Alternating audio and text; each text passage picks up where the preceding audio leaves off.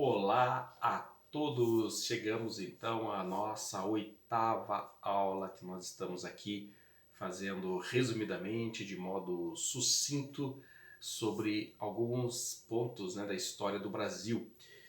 E seguindo a nossa linha cronológica dessas aulas, nesta oitava aula, nós vamos então ver a crise de 29 e a Revolução de 1930, que pôs fim, à política ali do café com leite que vinha desde 1894. O principal mercado consumidor do café brasileiro era quem? Os Estados Unidos. Deste modo, a quebra da Bolsa de Nova York em 1929 vai reverberar gravemente aonde? No Brasil. O café entra em crise e as exportações de produto, que no ano de 1929 atingiram a cifra de 445 milhões de dólares, em 1930 caíram para 180 milhões de dólares. Era uma tragédia, pois com uma economia pouco diversificada, o café representava 75% das exportações. A cotação da saca de café no mercado internacional já vinha oscilando ano a ano, teve uma desvalorização de 90% em 12 meses. Diante desse cataclismo, a oligarquia paulista acionou seus mecanismos compensatórios que funcionavam da seguinte forma. A economia havia desenvolvido uma série de mecanismos pelos quais a classe dirigente cafeeira lograra transferir para o conjunto da coletividade o peso da carga das quedas cíclicas do valor do café. Nesse sentido, para cobrir o prejuízo dessa elite de cafeicultores paulistas, o governo federal comprou grande parte da produção e queimou 80 milhões de sacas de café, por trás da alegação de que a diminuição da oferta levaria ao aumento do preço internacional. Estava, no fundo, sendo colocado em marcha o tal mecanismo compensatório revelado por Celso Furtado. A crise política da oligarquia paulista.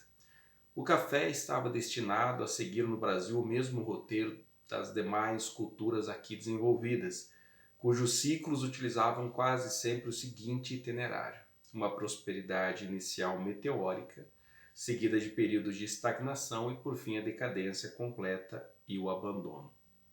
O desleixo com esse tipo de exploração extensiva é possível ser observado desde o princípio. Foi assim com o pau-brasil, com a cana-de-açúcar lá no Nordeste, com o ouro e os diamantes lá em Minas, e vai ser assim com o café. O resultado foi sempre, invariavelmente, o mesmo: abandono da cultura em questão, empobrecimento e rarefação demográfica. Todas as formas de remediar a crise não surtiram o menor efeito. A oligarquia cafeira paulista se viu na iminência do fim.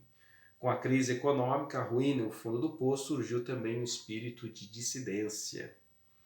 O clima fúnebre se generalizou e as polarizações e incompatibilidades que antes se contornavam em nome de bom negócio para todos saltaram aos olhos. O último presidente da Primeira República no Brasil foi Washington Luiz, de 1926 a 1930. No espírito da República do Café com Leite, o próximo presidente na sucessão, de 1930, deveria ser necessariamente o mineiro, mas São Paulo lançou a candidatura de Júlio Prestes, um sinal inequívoco de ruptura com Minas Gerais, e visando defender, no período de crise e escassez, os interesses de São Paulo. Era o salve-se quem puder, Preteridos, os mineiros uniram-se a João Pessoa, paraibano, e Getúlio Vargas, gaúcho, numa aliança liberal, contra a candidatura de São Paulo. No dia 1º de março de 1930, Júlio Prestes vence as eleições, em meio a denúncias de fraude. Em 26 de julho de 1930, o candidato a vice de Getúlio, João Pessoa, foi assassinado no Recife, embora o seu assassinato não foi por questões políticas. Em 3 de outubro, apoiado pelas Forças Armadas, Getúlio Vargas inicia a Revolução. Em 24 de outubro, Washington Luiz cede e em 3 de novembro de 1930, Getúlio Vargas assume o governo provisório. Era o fim do primeiro período republicano no Brasil.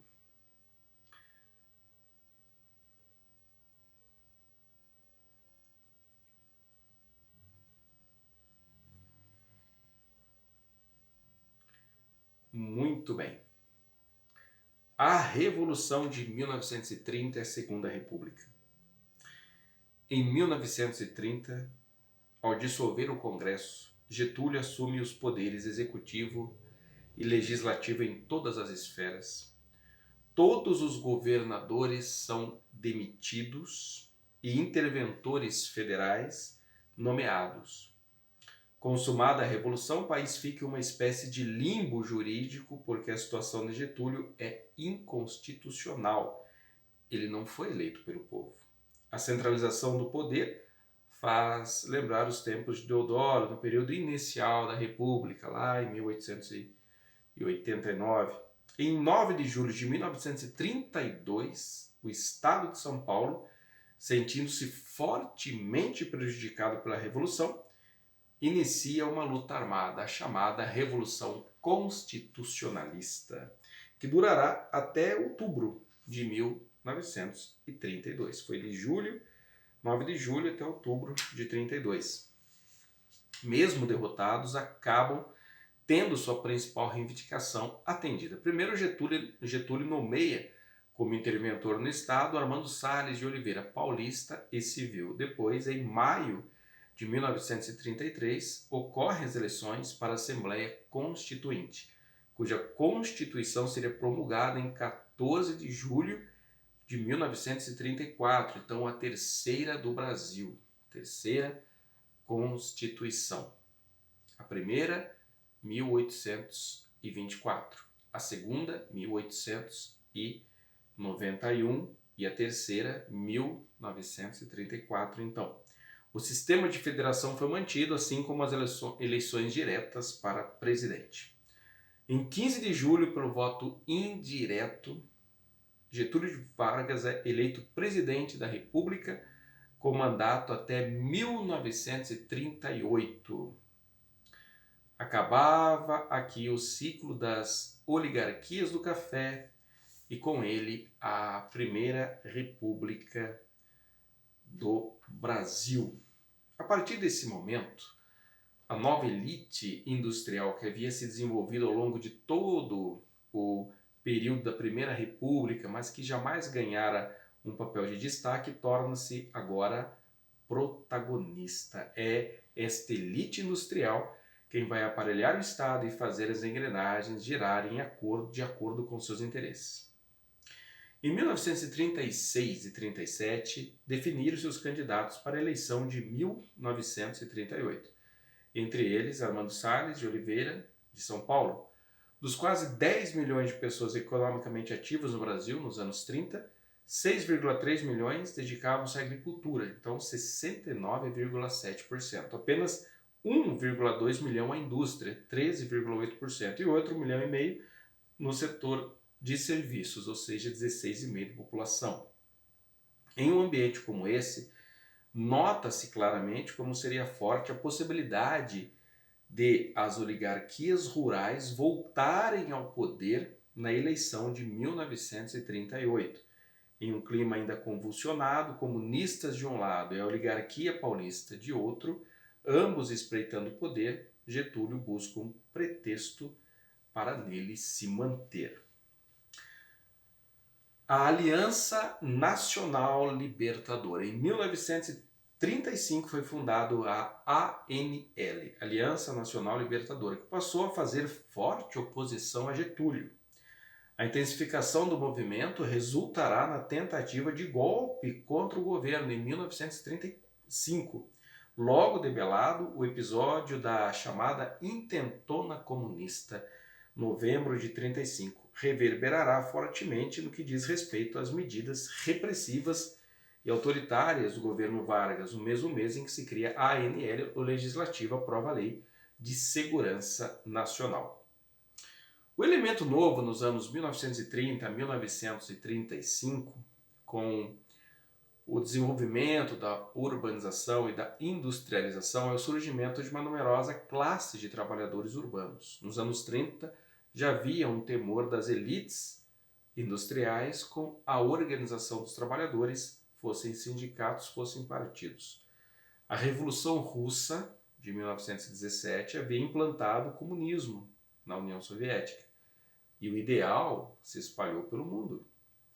No Brasil, o Partido Comunista já havia sido fundado em 1922. Do ponto de vista dessas elites, as classes trabalhadoras, os sindicatos, os partidos políticos e a ANL eram sinônimos. O programa da ANL, propagado aos quatro ventos, era para elas igualmente assustador. Liquidação dos latifúndios, cancelamento da dívida externa, nacionalização das empresas estrangeiras, salário mínimo, jornada de trabalho de 8 horas.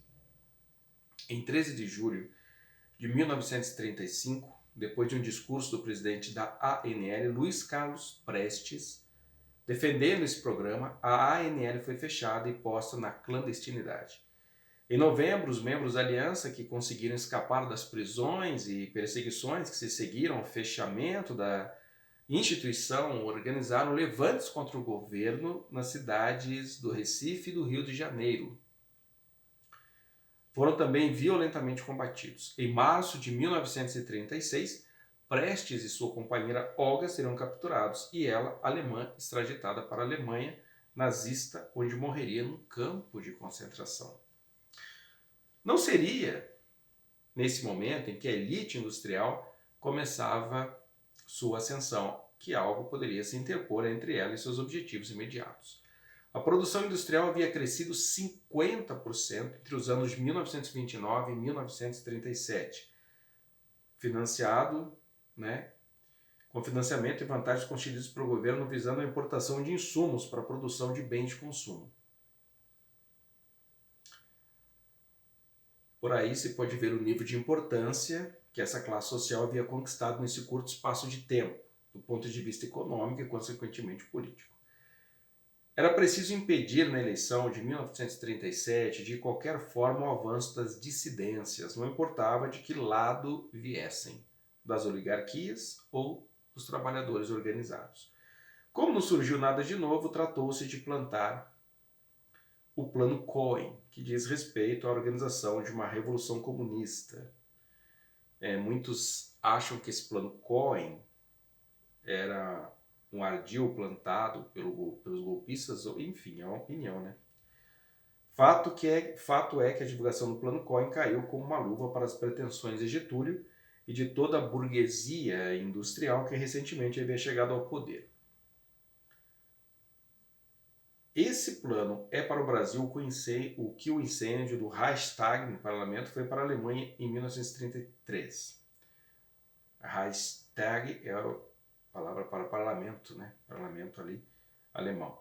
Atribuído a comunistas, o incêndio foi pretexto para o autoritarismo e para a ascensão definitiva do nazismo, mas é claro que a gente não pode ser leviano jamais de comparar a ascensão aqui do Getúlio e tudo mais com o nazismo. Por favor, né? Não façamos esse tipo de comparação. No dia 10 de novembro de 1937, o exército cercou e fechou o Congresso Nacional. Era o início do Estado Novo. O Estado Novo, esse nome foi dado justamente para fazer um contraponto, né, para a República, que de 1889 a 1930, então eles chamavam o Estado Novo, né, e diziam que a República, então daí ganhou aquele nome de República Velha. Muito bem, o que a gente viu nessa primeira parte da nossa aula foi então um resumo ali, começando com a Revolução de 1930, chegando até o Estado Novo. Então agora a gente vai ver um pouquinho mais pormenorizadamente aquilo que nós vimos de forma resumida nessa primeira parte da aula. Vamos então à segunda parte. A Revolução de 1930 ao Estado Novo. Os anos 1920 foram de transformações e evolução social no Brasil. Para Ferreira e Pinto, o país experimentou uma fase de transição cujas rupturas mais drásticas se concretizariam a partir do movimento de 1930, fecha aspas, período do qual tivemos os modernismos, a Semana de Arte Moderna, em 1922, a criação do Partido Comunista, as mudanças na economia e a campanha presidencial de 1922. Como veremos adiante, todas essas mudanças alimentaram questionamentos acerca dos padrões vigentes na Primeira República e começaram a colocar em xeque especialmente o sistema oligárquico. A estabilidade da República veio com a política dos governadores e a teia de compromissos estabelecida pelo coronelismo, fortalecendo as oligarquias regionais, o Estado por meio do federalismo, os votos de cabresto e tudo mais. São Paulo e Minas Gerais tinham as maiores bancadas no Congresso e com a expansão cafeeira também hegemonizavam o campo político. Nesse sentido, eram os estados mais fortes da federação controlando o poder central. Então, a historiografia mais tradicional enfatizava o vigor e a estabilidade dessa aliança, que foi comumente conhecido como política café com leite. Entretanto, hoje muitos pesquisadores recentemente têm relativizado essa perspectiva, tentando também para uma instabilidade na aliança entre mineiros e paulistas e uma relação que teve conflitos e divergências. Isto com certeza teve, não era uma política café com leite completamente harmônica, mas era aquilo que imperava, podemos assim dizer. A estrutura política da Primeira República encontrou relativa estabilidade e permanência, mas o sistema federalista adotado também gerou desigualdade entre os estados. Minas Gerais e São Paulo eram dominantes, o que implicava a existência de oligarquias de primeira e de segunda grandeza. Essa desigualdade interestadual incomodava. E com isso, no início dos anos 20, começaram a aparecer os sinais de esgotamento do sistema, com conflitos no interior das próprias oligarquias. Mencionamos a questão anteriormente, a campanha presidencial de 1922, processo que foi mais um exemplo desse esgotamento pelo qual vinha passando a estrutura política vigente, demonstrando as cisões intra-oligárquicas existentes. São Paulo e Minas Gerais acordaram em lançar a chapa com o nome de Arthur Bernardes para presidente e Urbano Santos para vice. Porém, isso desagradou importantes oligarquias regionais que, diferentemente de sucessões anteriores, não chegaram a um consenso sobre o nome indicado. Algumas oligarquias, a segunda grandeza, pertencentes aos estados do Rio, de Pernambuco, da Bahia e do Rio Grande do Sul, contrariados com a imposição dessa chapa, resolveram lançar uma candidatura própria com Niro Peçanha para presidente e José Joaquim Seabra para vice. O movimento foi chamado de Reação Republicana, já que esses estados estavam insatisfeitos com as distorções geradas pelo modelo de federalismo adotado no país. Nesse sentido, a historiografia mais recente buscou interpretar a reação republicana não como uma tentativa de ruptura com o modelo oligárquico, mas como uma proposta de construção de um eixo alternativo de poder. A reação republicana, mesmo formada por oligarquias dissidentes, buscou mobilizar as massas, principalmente as urbanas, revestindo-se de um apelo popular com o lema "arrancar a república das mãos de alguns para as mãos de todos". Contudo, não havia uma proposta concreta de democratização, até porque a ideia não era romper com o sistema oligárquico. O próprio candidato a presidente, Nilo Peçanha, apesar do discurso com viés progressista e de uma defesa de ampliação da instrução pública em uma oligarca padrão, e utilizava todos os instrumentos, era um oligarca padrão e utilizava todos os instrumentos típicos do coronelismo, desde coerção com os dependentes até fraudes eleitorais. Mesmo com essa tentativa de mobilização das massas, a campanha encontrava limites dentro da própria lógica oligárquica. A reação republicana tinha dificuldade de cooptar maior número de adeptos entre os coronéis, pois não tinha a máquina federal que dificultava a distribuição dos privilégios. A própria campanha, por mais mobilizada que fosse, não garantia automaticamente o sucesso eleitoral. As fortes agitações políticas não atrapalharam as eleições que ocorreram dentro do previsto e o resultado foi a vitória de Arthur Bernardes, de acordo com o programado pelo esquema eleitoral da Primeira República. A reação republicana, no entanto, não aceitou o resultado eleitoral. Iniciou uma campanha contra o desfecho, visando manter a mobilização popular, conseguida antes do pleito. Outro caminho do movimento foi buscar apoio em segmentos específicos, os militares. Esses atores sociais já tinham uma história conflituosa com o governo federal ao longo da Primeira República, tornando-se aliados em potencial para as oligarquias dissidentes. Após a derrota, buscou-se acirrar os ânimos dos militares, até mesmo com a imprensa pró-Nilo assumindo uma postura panfletária. Assim, alguns integrantes da reação republicana radicalizaram suas posições, passando a cogitar uma intervenção armada, e os soldados intervieram em algumas disputas locais em defesa dos interesses dissidentes. Porém, São Paulo e Minas não se abalaram, sufocaram as iniciativas e marginalizaram as oligarquias secundárias nas instâncias institucionais.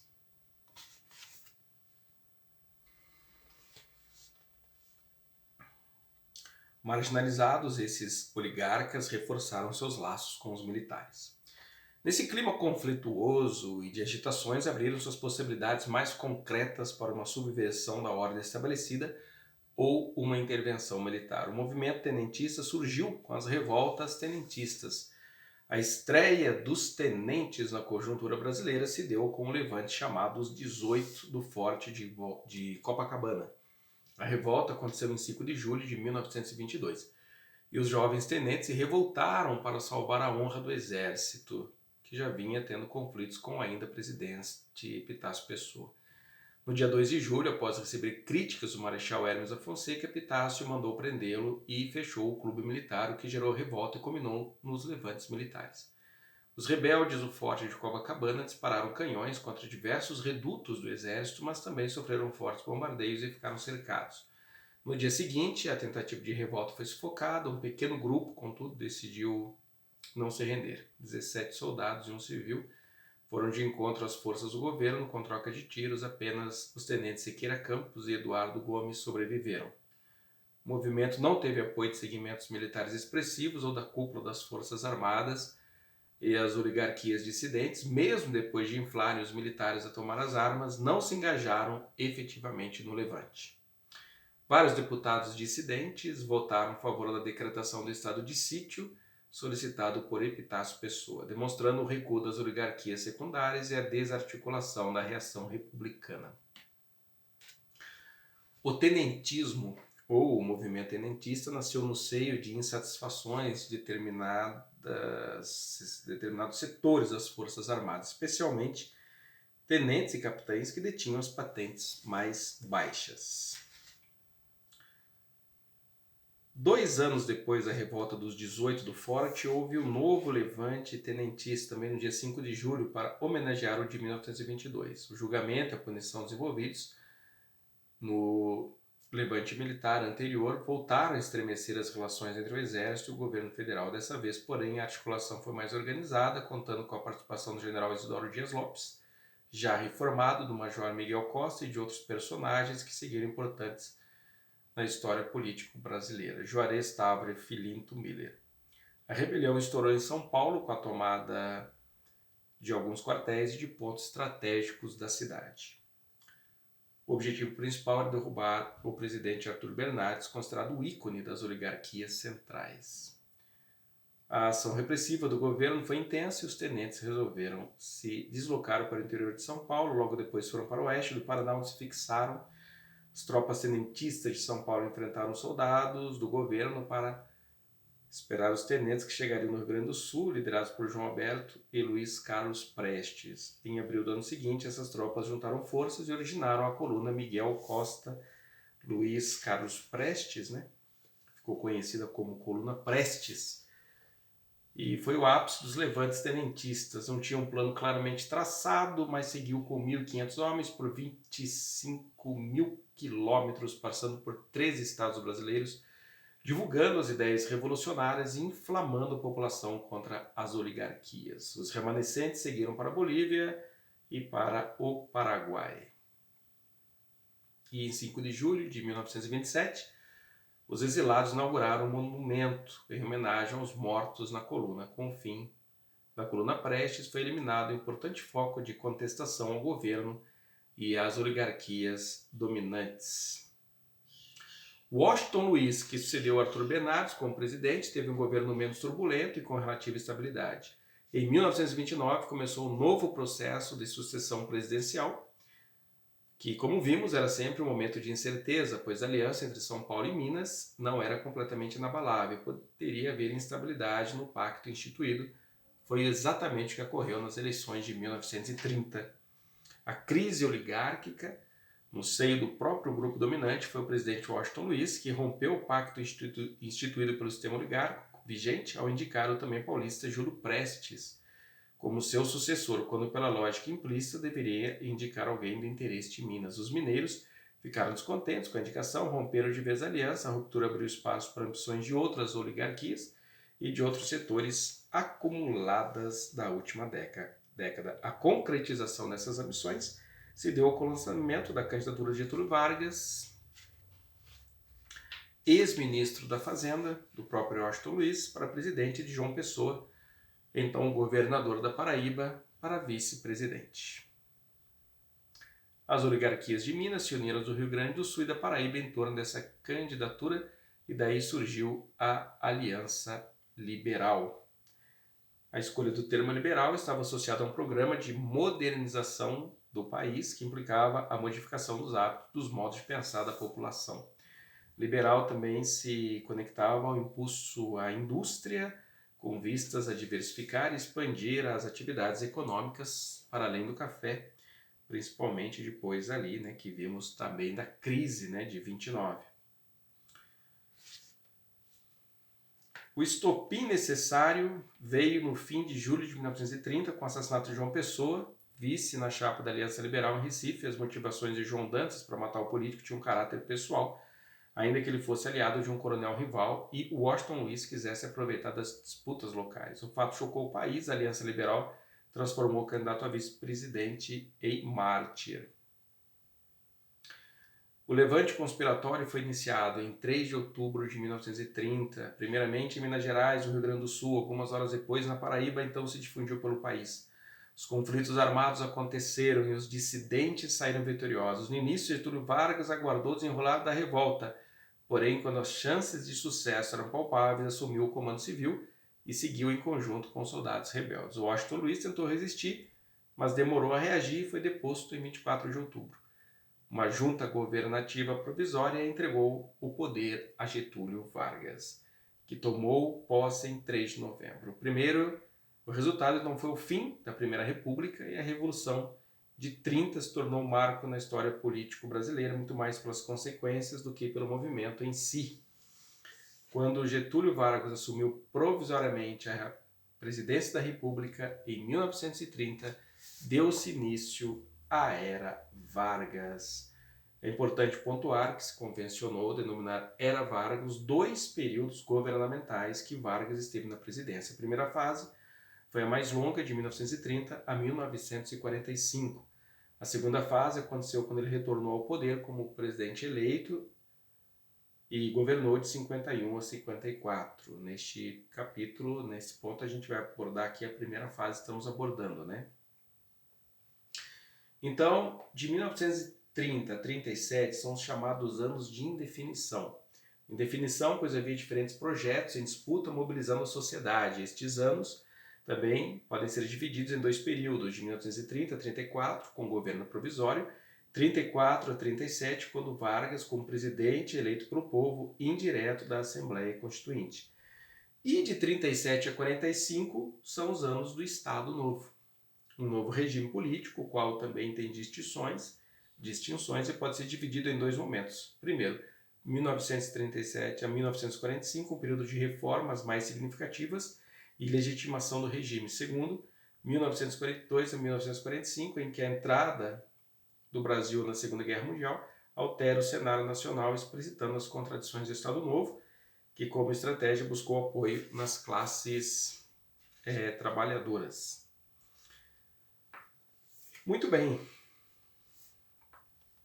Esse governo provisório, né, o governo de Vargas, a partir de 30, optou por uma política centralizadora, logo começou a implantá-la, enfraquecendo a autonomia dos estados.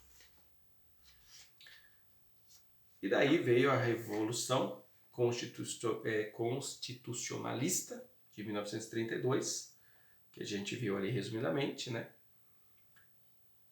E nas armas, os paulistas perderam para o governo federal, mas após a pacificação, Vargas convocou a Assembleia Constituinte e as eleições para 3 de maio de 33. A Constituinte acabou incluindo diferentes atores sociais, deputados novos, uma forte bancada da situação, um bloco paulista disposto a ser oposição ferrenha, parlamentares ligados à Igreja Católica, buscando maior intervenção na política, e uma única mulher como deputada, a médica Carlota Pereira de Queiroz. Ao final, a Constituição de 1934 foi promulgada em 16 de julho. Os parlamentares elegeram diretamente Getúlio Vargas para a presidência. Apesar de eleito, Vargas discordava de vários pontos constitucionais, principalmente os que limitavam o poder executivo, submetendo a fiscalização do legislativo. Muito bem. A questão, novamente, do Estado Novo, né?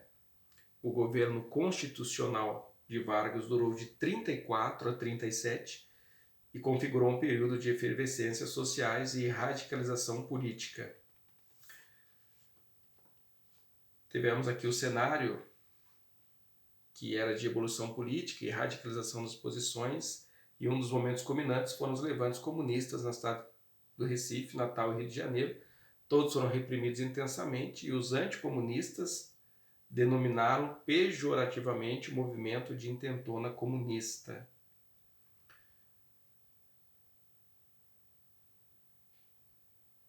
Ainda no bojo dos levantes comunistas, em 1935, Vargas pressionou o Congresso para aprovar o estado de sítio, que lhe concedia amplos poderes. Posteriormente, os deputados aprovaram o estado de guerra por 3 meses, que foi prorrogado até 37.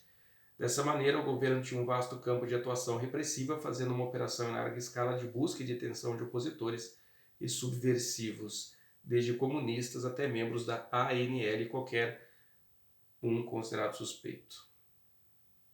A estratégia final de Vargas para deflagrar o golpe foi o Plano Cohen.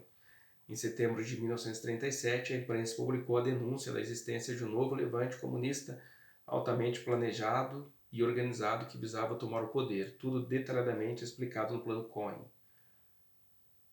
Aqui o documento, contudo, era falso, a população ficou extremamente agitada e influenciada pelo medo da ameaça comunista. O exército se preparou para a situação